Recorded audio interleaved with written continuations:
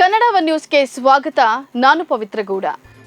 BJP ಆಡಳಿತಾವಧಿಯಲ್ಲಿ ರಾಜ್ಯದ ಮಹಿಳೆಯರ ಮೇಲೆ ದೌರ್ಜನ್ಯದ ಪ್ರಕರಣಗಳು ನಡೆಯುತ್ತಿದ್ದಾಗ ಕಣ್ಣು ಮುಚ್ಚಿ ಕೂತಿದ್ದ ಬಿಜೆಪಿಯ ರಾಷ್ಟ್ರೀಯ ಅಧ್ಯಕ್ಷ ಜೆಪಿ ನಡ್ಡಾ ಅವರು ಬೆಳಗಾವಿಯಲ್ಲಿ ಇತ್ತೀಚೆಗೆ ಮಹಿಳೆಯೊಬ್ಬರ ಮೇಲೆ ನಡೆದಿರುವ ದೌರ್ಜನ್ಯ ಮಾತ್ರ ಕಾಣಿಸಿಕೊಂಡು ಅದರಲ್ಲಿ ರಾಜಕೀಯ ಬೇಳೆ ಬೇಯಿಸಲು ಮುಂದಾಗಿದ್ದಾರೆ ಅಂತ ಹೇಳಿ ಸಿಎಂ ಸಿದ್ದರಾಮಯ್ಯ ಟೀಕಿಸಿದ್ದಾರೆ. ಮನುಷ್ಯರೆಲ್ಲರೂ ತಲೆ ತಗ್ಗಿಸುವಂತಹ ಆ ಘಟನೆಯನ್ನ ಬಳಸಿಕೊಂಡು ರಾಜಕೀಯ ಮಾಡಲು ಹೊರಟಿರುವ ಬಿಜೆಪಿ ರಾಷ್ಟ್ರೀಯ ಅಧ್ಯಕ್ಷ ಜೆಪಿ ನಡ್ಡಾ ಅವರ ಕೀಳು ಮನಸ್ಥಿತಿ ಇನ್ನೂ ಖಂಡನೀಯ ಅಂತ ಹೇಳಿ ಅಸಮಾಧಾನವನ್ನು ವ್ಯಕ್ತಪಡಿಸಿದ್ದಾರೆ. ಎರಡು ಕೋಮುಗಳು ಜನಸಾಮಾನ್ಯರ ನಡುವೆ ಕಿಡಿ ಹೊತ್ತಿಸುವುದರಲ್ಲಿ ಸಂಸದ ಪ್ರತಾಪ್ ಸಿಂಹ ಮೊದಲನೇ ಸ್ಥಾನದಲ್ಲಿ ನಿಲ್ತಾರೆ ಅಂತ ಹೇಳಿ ಕೆಪಿಸಿಸಿ ವಕ್ತಾರ ಎಂ ಲಕ್ಷ್ಮಣ್ ಹೇಳಿದ್ದಾರೆ. ಸುದ್ದಿಗೋಷ್ಠಿಯಲ್ಲಿ ಮಾತನಾಡಿದ ಅವರು, ಸಂಸತ್ ಭವನಕ್ಕೆ ನುಗ್ಗಿದ್ದ ಆರೋಪಿ ಮನೋರಂಜನ್ ಪ್ರತಾಪ್ ಸಿಂಹ ಅವರ ಐಟಿ ಸೆಲ್ನಲ್ಲಿ ಕೆಲಸ ಮಾಡುತ್ತಿದ್ದ ವ್ಯಕ್ತಿ. ಈ ಕೂಡಲೇ ಪ್ರತಾಪ್ ಸಿಂಹ ಅವರ ಜಲದರ್ಶಿನಿ ಕಚೇರಿಯನ್ನ ಸೀಲ್ ಮಾಡಬೇಕು ಎಂದು ಮೈಸೂರು ಜಿಲ್ಲಾ ವರಿಷ್ಠಾಧಿಕಾರಿಗೆ ದೂರನ್ನ ಸಲ್ಲಿಸಿದ್ದೇವೆ ಅಂತ ಹೇಳಿ ಅವರು ತಿಳಿಸಿದ್ದಾರೆ. ಇತ್ತೀಚೆಗೆ ಬೆಳಗಾವಿ ಜಿಲ್ಲೆ ವಂಟಮೂರಿ ಗ್ರಾಮದಲ್ಲಿ ಮಹಿಳೆಯೊಬ್ಬರನ್ನ ಬೆತ್ತಲೆಗೊಳಿಸಿ ನಡು ರಸ್ತೆಯಲ್ಲಿ ಕಂಬಕ್ಕೆ ಕಟ್ಟಿ ಹಲ್ಲೆ ಮಾಡಿರುವ ಘಟನೆ ನಡೆದಿದೆ. ಇಡೀ ಸಮಾಜವೇ ತಲೆ ತಗ್ಗಿಸುವಂತಹ ಕೃತ್ಯ ಇದಾಗಿದ್ದು, ಸಂತ್ರಸ್ತೆಗೆ ಸೂಕ್ತ ನೆರವು ನೀಡಲು ಕ್ರಮ ತೆಗೆದುಕೊಳ್ಳುವಂತೆ ಮಹಿಳಾ ಮತ್ತು ಮಕ್ಕಳ ಅಭಿವೃದ್ಧಿ ಇಲಾಖೆ ಸಚಿವೆ ಲಕ್ಷ್ಮೀ ಹೆಬ್ಬಾಳಕರ್ ಸೂಚಿಸಿದ್ದಾರೆ. ಇಂತಹ ಘಟನೆಗಳು ಸಮಾಜದಲ್ಲಿ ಮರುಕಳಿಸಬಾರದು ಹಾಗೂ ಅನ್ಯಾಯಕ್ಕೆ ಒಳಗಾದ ಮಹಿಳೆಗೆ ನ್ಯಾಯ ಕೊಡಿಸುವ ನಿಟ್ಟಿನಲ್ಲಿ ನಾವೆಲ್ಲ ಕೆಲಸ ಮಾಡಬೇಕಿದೆ ಎಂದಿದ್ದಾರೆ. ಸ್ಪೀಕರ್ಗೆ ನಾವು ಸೇರಿದಂತೆ ಬಿಜೆಪಿಯವರು ಕೈ ಮುಗಿಯಬೇಕು ಅಂದಿದೆ. ಸ್ಪೀಕರ್ಗೆ ಸಿಎಂ ಸೇರಿದಂತೆ ಎಲ್ಲರೂ ಕೈ ಮುಗಿಯುತ್ತಾರೆ, ಅದರಲ್ಲಿ ತಪ್ಪೇನಿದೆ ಎಂದು ತೆಲಂಗಾಣದಲ್ಲಿ ನೀಡಿದ ಹೇಳಿಕೆಯನ್ನ ಸಚಿವ ಜಮೀರ್ ಅಹಮದ್ ಖಾನ್ ಸಮರ್ಥಿಸಿಕೊಂಡಿದ್ದಾರೆ. ಸ್ವಾತಂತ್ರ್ಯ ಸಿಕ್ಕು ಇಷ್ಟು ವರ್ಷಗಳಲ್ಲಿ ಮುಸ್ಲಿಂ ಸ್ಪೀಕರ್ ಆಗಿರಲಿಲ್ಲ. ಕಾಂಗ್ರೆಸ್ ಮುಸ್ಲಿಮರಿಗೆ ಅವಕಾಶವನ್ನ ಮಾಡಿಕೊಟ್ಟಿದೆ. ಬಿಜೆಪಿಯವರು ಯಾಕೆ ನನ್ನನ್ನು ಟಾರ್ಗೆಟ್ ಮಾಡ್ತಿದ್ದಾರೆ ಗೊತ್ತಿಲ್ಲ. ಅವರಿಗೆ ಚರ್ಚೆಗೆ ಬೇರೆ ವಿಷಯಗಳಿಲ್ಲ, ಹೀಗಾಗಿ ನನ್ನನ್ನು ಟಾರ್ಗೆಟ್ ಮಾಡಿದ್ದಾರೆ. ಬಿಜೆಪಿಯವರಿಗೆ ಮಾಡಲು ಬೇರೆ ಕೆಲಸವಿಲ್ಲ. ಹಿಂದೂ ಮುಸ್ಲಿಂ ಗಲಾಟೆ ಮಾಡಿಸುವುದೇ ಬಿಜೆಪಿಯವರ ಕೆಲಸ ಅಂತ ಹೇಳಿ ಟೀಕಿಸಿದ್ದಾರೆ.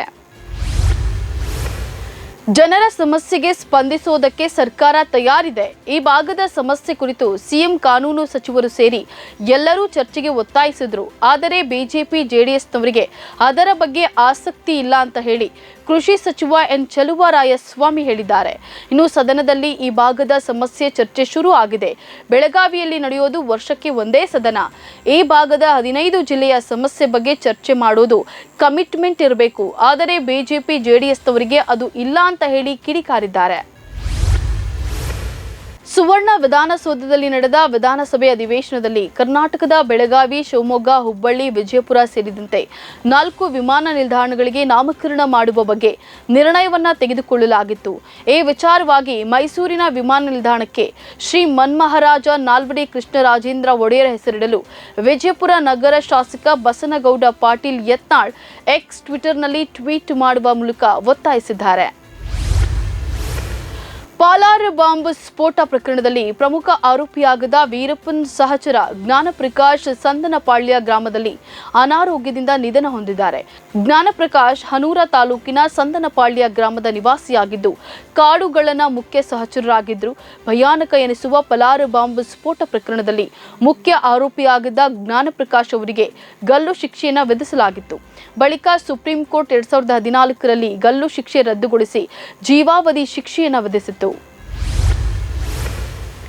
ಸುಮಾರು 26 ವರ್ಷ ಹಿಂದೆ ಅತ್ಯಾಚಾರ ಆರೋಪಿಯೊಬ್ಬನಿಗೆ ನೀಡಿದ್ದ ಶಿಕ್ಷೆಯನ್ನು ರದ್ದುಪಡಿಸಿದ ಅಲಹಾಬಾದ್ ಹೈಕೋರ್ಟ್ ತಕ್ಷಣ ಆತನ ಬಿಡುಗಡೆಗೆ ಆದೇಶವನ್ನು ಮಾಡಿದೆ. ಅತ್ಯಾಚಾರ ಸಂತ್ರಸ್ತೆಯ ಸಾಕ್ಷ್ಯಗಳು ಅಸ್ಥಿರ ಮತ್ತು ವಿಶ್ವಾಸಾರ್ಹಲ್ಲ ಎಂಬ ಕಾರಣಕ್ಕೆ ಆರೋಪಿಯ ಶಿಕ್ಷೆಯನ್ನು ರದ್ದುಪಡಿಸಲಾಗಿದೆ. ನ್ಯಾಯಮೂರ್ತಿ ಕರುಣೇಶ್ ಸಿಂಗ್ ಪವಾರ್ ಅವರ ನೇತೃತ್ವದ ನ್ಯಾಯಪೀಠ ಈ ಪ್ರಕರಣದಲ್ಲಿ ಸಂತ್ರಸ್ತೆ ಒಪ್ಪಿಗೆ ನೀಡಿರುವ ಸಾಧ್ಯತೆ ಇದ್ದು, ಆಕೆಯ ವಿಶ್ವಾಸಾರ್ಹತೆ ಪ್ರಶ್ನಾರ್ಹ ಎಂದು ಅಭಿಪ್ರಾಯಪಟ್ಟಿದೆ. ಅಯೋಧ್ಯೆಯಲ್ಲಿ ರಾಮ ಮಂದಿರ ಉದ್ಘಾಟನೆಯ ಸಂದರ್ಭದಲ್ಲಿ ಇರುವ ಬೇಡಿಕೆಯನ್ನು ಈಡೇರಿಸುವ ಸಲುವಾಗಿ ಉದ್ಘಾಟನಾ ಕಾರ್ಯಕ್ರಮದ ಆಸುಪಾಸಿನ 100 ದಿನಗಳಲ್ಲಿ ದೇಶದ ವಿವಿಧ ಭಾಗಗಳಿಂದ 1,000 ವಿಶೇಷ ರೈಲುಗಳನ್ನು ಓಡಿಸಲು ಭಾರತೀಯ ರೈಲ್ವೆ ನಿರ್ಧರಿಸಿದೆ.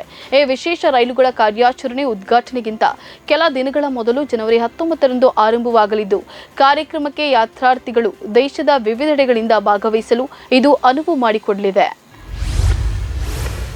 ವಿಧಾನಸಭಾ ಚುನಾವಣೆಯಲ್ಲಿ 10 ವರ್ಷಗಳ ದುರಾಡಳಿತದಿಂದ ಮತದಾರರಿಗೆ ಸ್ವಾತಂತ್ರ್ಯ ಸಿಕ್ಕಿದೆ ಎಂದು ರಾಜ್ಯಪಾಲೆ ತಮಿಳಿಸೈ ಸೌಂದರ್ಯರಾಜನ್ ಹೇಳಿದ್ದಾರೆ. ತೆಲಂಗಾಣದ ಅಭಿವೃದ್ಧಿಗೆ ಹೊಸ ಪ್ರಾರಂಭ ನೀಡಿದ 2023ನೇ ಇಸವಿಯು ಇತಿಹಾಸದಲ್ಲಿ ಉಳಿಯಲಿದೆ. ಜನ ಈಗಾಗಲೇ ಬದಲಾವಣೆಯನ್ನು ಅನುಭವಿಸುತ್ತಿದ್ದಾರೆ. ಅವರು ತಮ್ಮನ್ನ ತಾವು ಸ್ವಾತಂತ್ರ್ಯಗೊಳಿಸಿಕೊಂಡಿದ್ದಾರೆ. ತೆಲಂಗಾಣದಲ್ಲಿ ಈಗ ತಾಜಾ ಗಾಳಿ ಬೀಸುತ್ತಿದೆ ಅಂತ ಹೇಳಿದ್ದಾರೆ. ಇವಿಷ್ಟು ಈ ಕ್ಷಣದ ನ್ಯೂಸ್ ಅಪ್ಡೇಟ್. ಸಮಾಜಕ್ಕಾಗಿ ನೋಡ್ತಾರಿ ಕನ್ನಡ ಒನ್ ನ್ಯೂಸ್. ನಮಸ್ಕಾರ.